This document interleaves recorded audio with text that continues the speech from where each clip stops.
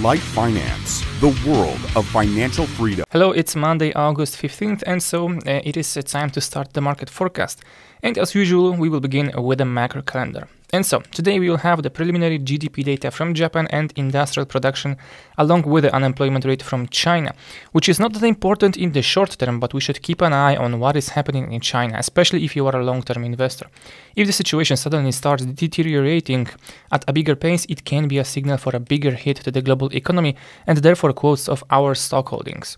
Then we go to Tuesday, and early on we will get minutes from RBA last meeting. Next will be average earnings from the UK, German ZEW economic sentiment, which previously was much worse than the last reading.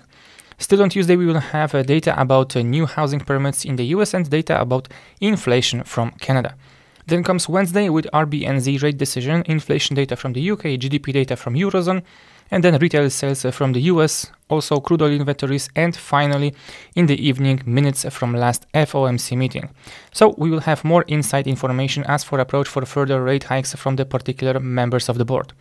So next is Thursday, and it will start from data about the labor market from Australia, which we saw recently that was in a good shape. Then during the day we will get inflation data from the Eurozone, initial jobless claims, Philadelphia Fed Manufacturing Index, and existing home sales, all four from the US.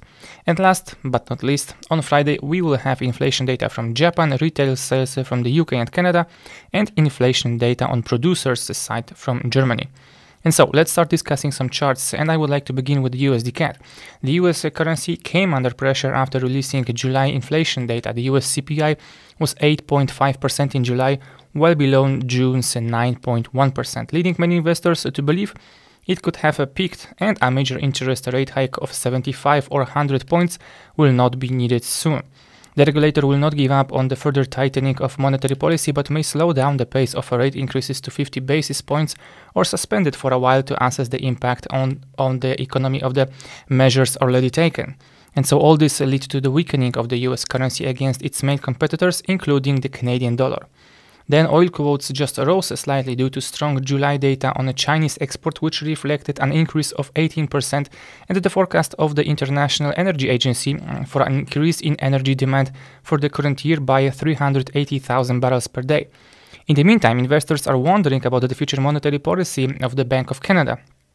After national inflation data for July, we will see if price growth also slows down, and the recovery will also be able to reduce the pace of rate hikes from 75 to 50 basis points. And so USD CAD is moving within a broad uptrend, but is now being corrected to its lower border. And overall, I think we might see a further weakening of the greenback here, and we could potentially continue the downtrend until we reach this lower border. And so now everybody is hyped because of the lower inflation reading from the US, and this is mostly weighting on the USD CAD quotes. So now we can go to the crude, which is still below the $100 level. And for some time we might see a price dropping further. It is due to current lower demand from manufacturing sector.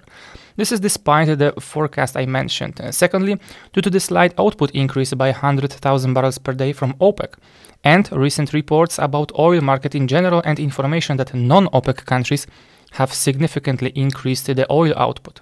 So coming back to the chart, if you remember last week's episode, I was talking about that I would like to see a retest of this $100 level. And so it happened right now. And in my opinion, it is a very good moment for a short trade. And so I think with that, I could end this video. Thank you guys for watching, and till next time.